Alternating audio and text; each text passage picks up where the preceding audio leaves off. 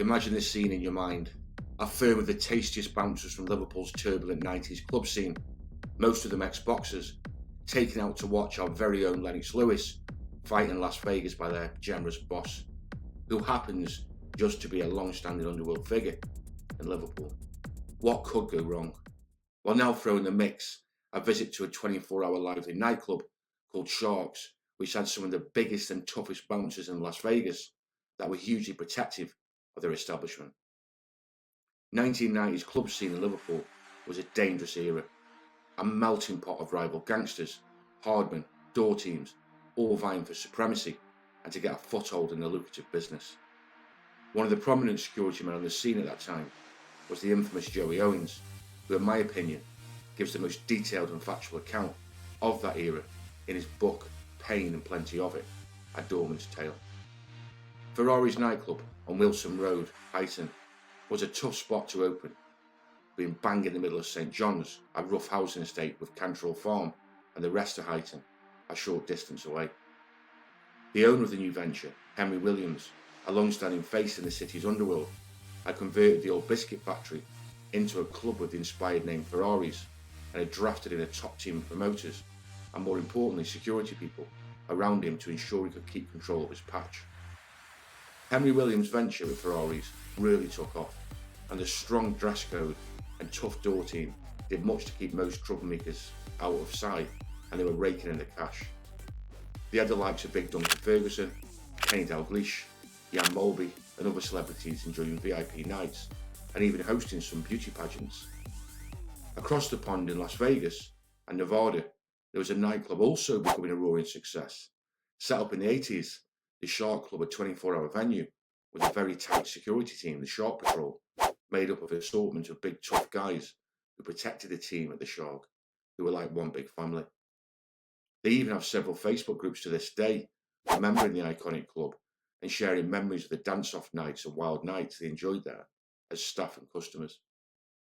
I'll turn to Joey Owens' book, Pain and Plenty of It, which is aptly named for this account of an absolutely brutal brawl. Henry Williams was a very generous man who took all the door staff and several employees from the club to watch Lennox Lewis fight Tony Tucker in Las Vegas, 1993. In all, Henry took about 20 people, who all stayed at the famous Hilton Flamingo Hotel. After the fight, Henry and co decided to visit a nightclub called Sharks. It had a nasty looking door firm called Shark Patrol, with some mean-faced Fijians. Halfway through the night, Henry decided to leave the club and then return. On attempting to re-enter the club, he was stopped by the doorman. He insisted that he'd already been inside the club and just wanted to go back to join his friends. The door staff refused him entry, disbelieving him. An argument ensued, ending with the doorman throwing a punch at Henry. The lads, hearing this inside, became aware of Henry's plight and rushed out to help him. A massive brawl then erupted between Shark Patrol and Ferrari security. Andy Palmer was hit over the head with an iron bar, only to jump back to his feet and fight like a man possessed. Skelly wrestled a gun from a Fijian and started firing it in the air. Keith Parnell sparked several out, but was then attacked with metal truncheons. Shark bouncers now started using pepper spray on the lads as the brawl spilled out into the car park. A TV helicopter hovered overhead, and there were several TV crews on the ground also. Police reinforcements arrived on the scene as the out-of-control fight continued.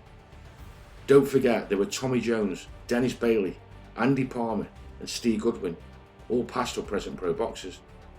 Also present were Keith Parnell, Sean Johnson, Big Skelly, Bert, Mark Joseph and Jimmy Hughes, all tough, experienced fighters and doormen. Shark security wasn't without ability. Most, if not all, of them were nearly as big as Skelly. They were also armed with pepper spray and metal truncheons. If not for the intervention of the police, Shark Patrol might have been rebranded Mackerel Patrol. Eventually, order was restored, and normality descended back upon Shark nightclub. Most of the lads were carted off to the nearest police cells. Strangely, the cops believed Skelly was British wrestling supremo David Boy Smith. Several of the lads were charged with a fray, but having left for America, never returned to stand trial. So that was the account of the wild trip to Las Vegas and the brawl with the Shark Patrol. On returning to Liverpool, Ferraris, like most clubs back in the day, ran its course, and after security changing hands from Sean Johnson to Lee Jones and a huge fight involving two big families on the Highton estate, the club was eventually burned to the ground and ended up closing with a big surplus debt, which was the nature of the erratic club game back in the 90s and 2000s. Joey Owens, of course, was pulled in with Charlie Seeger on the George Bromley murder, which he goes into detail in the book, and it's well worth a read for that alone.